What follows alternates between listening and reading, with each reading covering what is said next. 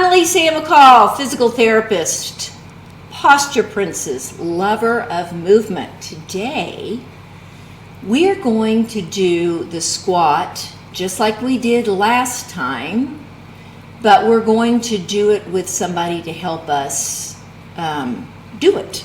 I'm going to make sure that somebody here is a little more limited in motion than I am. So last week what we did was I did squatting, elevate the squat, make the squatting more realistic to your life, because a true healthy squat can strengthen your back, create better balance, help you bend better, give you more range of motion in your hips. But it's the quality of the squat that I'm really into.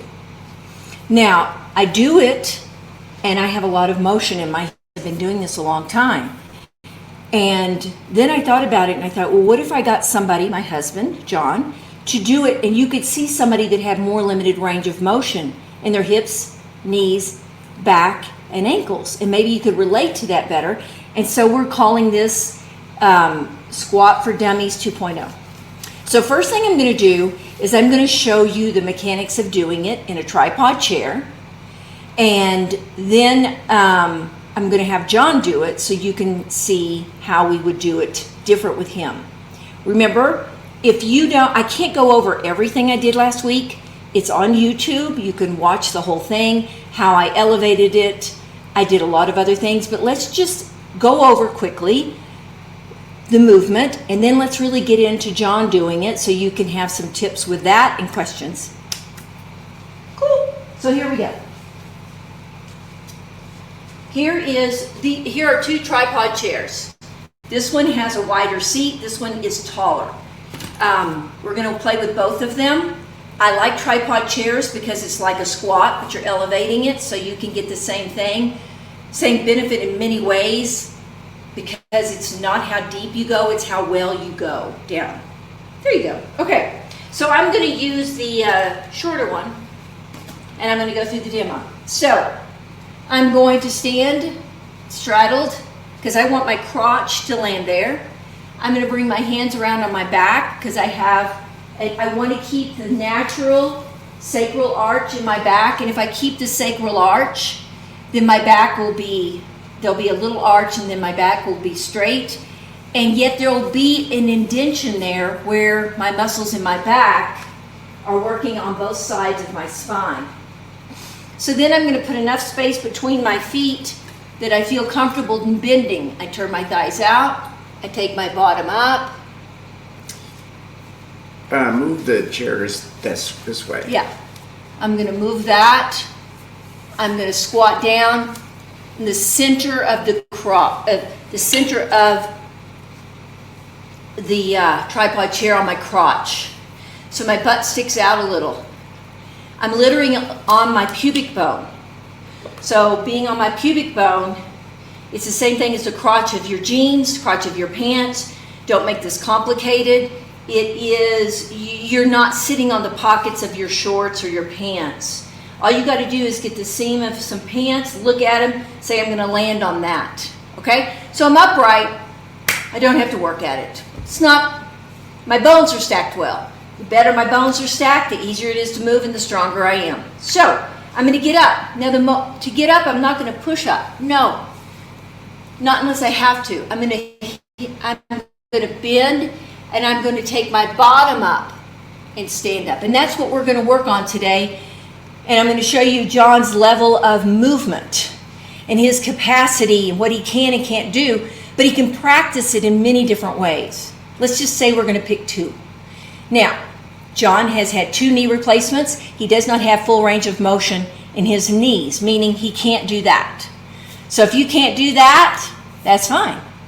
And he has limited range in his ankles because his hips and knees are a little limited, and he has arthritis in one big toe. See? He's a mess. In other words, he's a mess. No, he's not a mess. But it's like we're all in this together. So here we go. So we're going to start off with the tall one because of the limited range he has.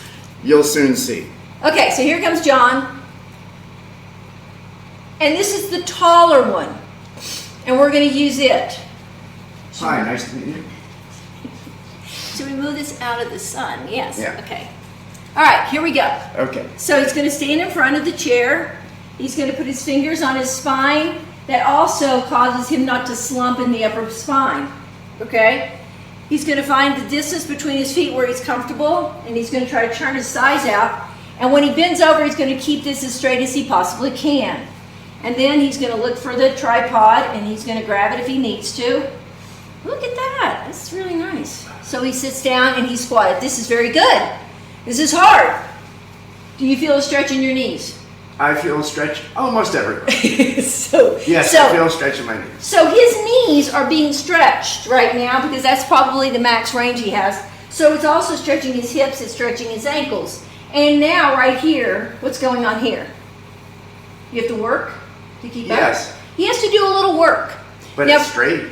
Yeah, but the thing is, the beauty of this is when you stretch your hips out, you work these muscles if they're weak, and then pretty soon they stop working because this gets stronger, this gets more mobile, that gets more mobile. They all work together. You don't need to really understand, but they do work together. So, how are we doing? All right. Can you move your feet out so your knees will be more comfortable? So say he wants to sit here a little longer, he doesn't have to like put this huge stretch on his knees. But he can have some stretch, and we could make the table higher where he could work on a computer. So I want to show you that he can be comfortable to some degree and still work. And we're going to add a pillow in a minute. Now he's going to get up, and if he needs to use the table, he can, but you want to do the cantilever? Don't you want me to bend over first? Yeah, so how do you want to do it? Oh, bend to stretch? Uh-huh. Okay, go. So now he's like this in what's called spectator stretch, and he's resting his arms on his legs. Are you working here? Oh, yes. He's working a whole lot here. This is where everybody seems to feel the most tired, because if he's slumped, go ahead and just let it go, it doesn't, then he's bending at the waist. But if he straightens it, pretty soon this will stay straight and his back will be stronger. Okay, now let's have you want to get up? Sure. So he's going to get up, he's going to do what you call the cantilever, right? I do. And then he gets his bottom up. So he didn't have to use his hands a lot. Okay, so we're going to put a pillow here real quick. Okay. We're just making it higher and softer. So put your hands on your back. The hands on your back keeps his shoulders open, lets him know what's going on in the spine, and his spine stays straight, and he goes down really lovely. Okay, is that a little higher? Yes. A little more comfortable? Yep. Okay, so you can bring your legs out some. So his pelvis he's laid it right on his crotch, it's good. And if we had a higher piece of furniture, could you work better? Yeah. Okay, so it's less stress, but longer can be there. So both are good. It's not a right or wrong. One's going to give him more time there. The other one's going to give him a deeper stretch for a shorter period of time. I'm kind of a fan of this one. I'd rather people get comfortable in these movements so they become part of the life, but you can do both. Okay, so he's going to get up. He should be a little easier if he doesn't have to use his hands as much. Yeah, there he goes. So he was able to use his hips. Now, we're going to challenge him. Now, you didn't want me to do this because of what you're about to see, which is, let's say, limited range of motion. Now, this is a little challenging for him, but the reason I do want him to do it, or we discussed this, is so that you can see when it's lower how you have to work a little different, and that's okay. So this is lower. He's going to bend over, he's going to put his feet out, and he's going to do the best he can to get as centered as he can. Do you need to grab the table or the chair? There's the plop. And so he has a plop, no big deal. But the plop is common when your hips just won't, there's only so much room and then you have to go down. Now, if you can tell, he's a little slumped because he can't help it. His back has to curve like a little bit like a C because the range of motion in his hip is limited. So I would not ideally want him in this position, but if you're this limited, that's okay. Do it anyway. I mean, it's not like you got to start somewhere. Okay. Now, when he gets out, you feel this in your hips and your knees and your ankles everywhere? Yes. Okay, so what he's going to do is get up out of this chair, out of this Try. He's going to try. He's going to try to get out of the try.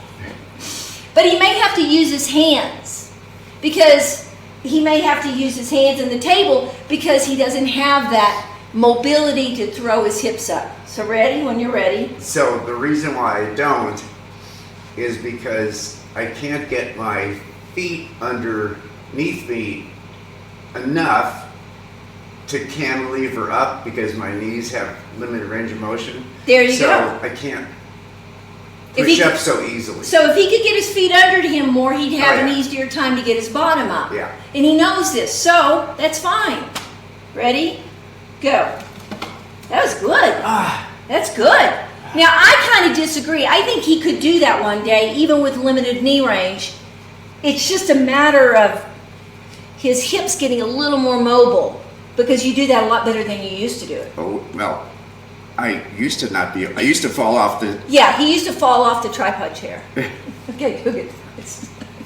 See, we improve. We all improve. So I just love doing this for all of us, for all levels, because that just shows you he can sit on that, and he used to couldn't even do it. If you feel like you would fall, you take the tripod, you get it close to a piece of furniture so that if you go down and you fall backwards, you have a piece of furniture to catch you. And that's what we used to do. But he's been practicing stretching when he goes to pickleball, and he just puts it in his life, and you put it in your life and it starts to change. That's why I like it when you don't just do it as an exercise, but you do it as a lifestyle. Then pretty soon you don't even notice and it starts to change. And that is much easier, and it's a lot more rewarding because other things are happening besides just hip range of motion.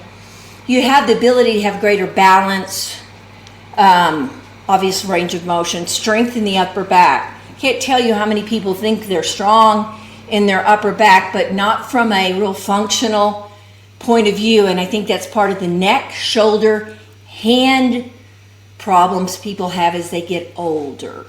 It's another story. Questions? Let's see here. This person didn't leave his or her name. What's more important for John, straight back or deeper bend? Straight back. Because I'd rather him be up higher where his back isn't working as much, because then he gets a little of both. If he goes deeper in the bend and his back can't straighten, it's too taxing for too long. Higher up, straighter back. That's good. Good question. Billy in North Dakota says, how long could you comfortably sit there without wearing out, cramping? Yeah. What would you say, John? Well, higher up. We didn't try it with the pillow. No, but let's just take the highest one. Let's take the highest seating where he was the most comfortable. I would say 10 minutes. 10 minutes. That's a long time. I'm telling you, man, that is a long time. Don't think that's a small time. You do 10 minutes of that every day, your body will change. So I need to give you a perspective of time. It's not amount of time as much as getting back to it, doing it, 2 or 3 times a week, 3 or 4 times a week, 2 or 3 times a day, whatever you can do, just keep coming back to it. That's it, frequency. Frank and Paige says, it looks like John's shoulders stayed tense the whole time. Is that common? I think John has a little bit of tension in his shoulders. And I don't think that he had more tension. And so maybe getting up and down, he had some tension. I think if he sat there more, and I've seen him change, he used to have a whole lot more tension because he was a journalist and sat in front of a computer. So what I see is a lot less tension in John's shoulders than he used to have. And now, believe it or not, if he sat more, the tension would start to go away. That's how I see it. Okay, let's see here. What hurts the most in the lowest tripod chair? That's from Cindy in Medford.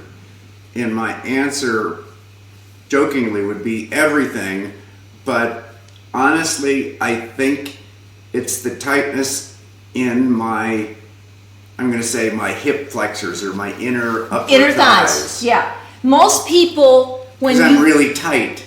Right in here and Yes. here, and he's not unusual.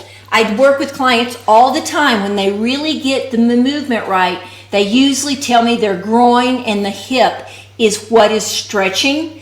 It's not uncommon.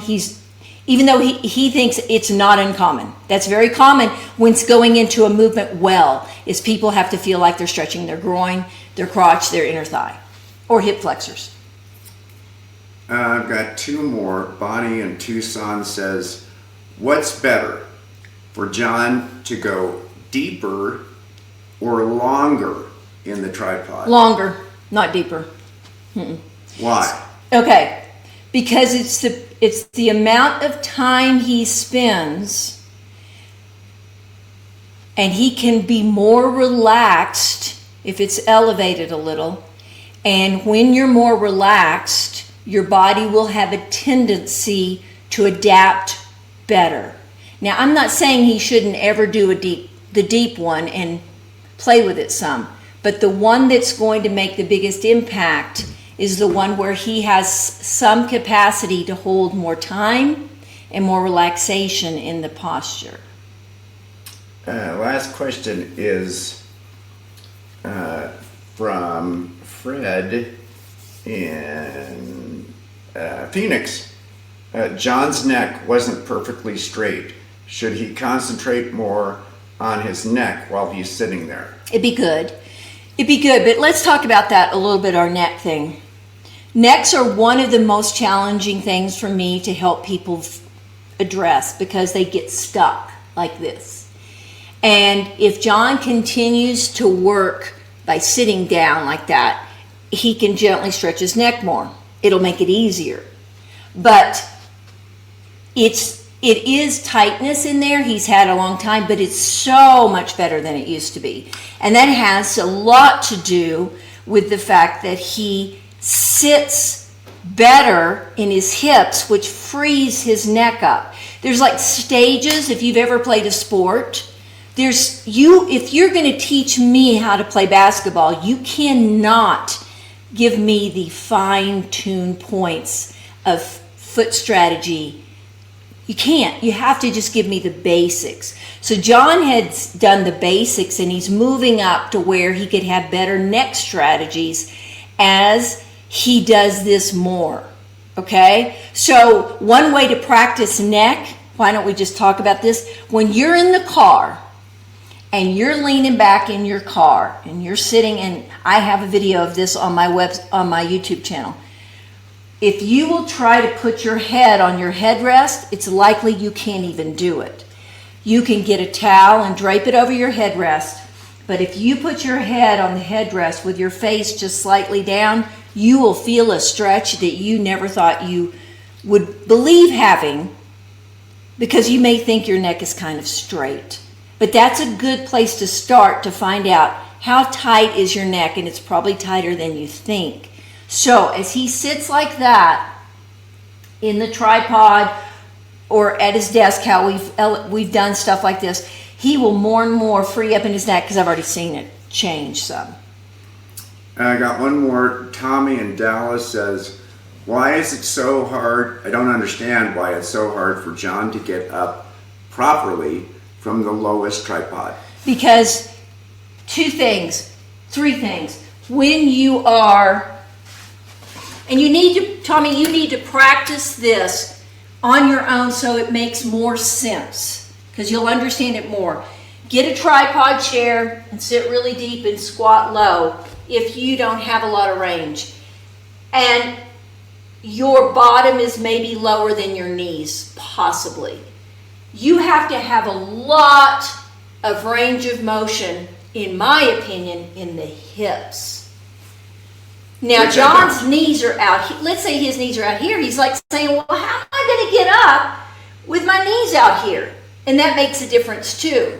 So if your knees are out here, which John's are more so, then he has to really have momentum to get up. So his lack of knee range of motion and hip range of motion, they work together. If he had more hip range of motion, he could probably get it. And he does have more hip. But the knee range of motion does limit his ability to have power. You lose the capacity to be strong when you lose the capacity to have range of motion. If my elbow is hurt and I can't fully extend it and I can't fully flex it, flexion is full extension, okay? So that's full. Then I'm going to lose the power or the strength in both sides of my arm, my triceps and my biceps, because of the limited range of motion. So all joints have an ideal range of motion. And when we lose the ideal range of motion, we also lose strength. So that's part of that. But you can cheat by getting more range of motion maybe in his hips, since he doesn't have it in his knees, and that can help him. So the body can compensate, and that's really a gift to be able to, say, okay, I'm going to get more range of my hips because my knees won't bend as well. And that will help. So there you go. Okay, that was fun. Thank you for coming. Please subscribe, please share, like, all those things you do, and I will be back next week on another topic. There you go. Have a good and I would like to thank my husband. I'd like to thank my husband for doing all the technical work as well as the squatting work. Thank you.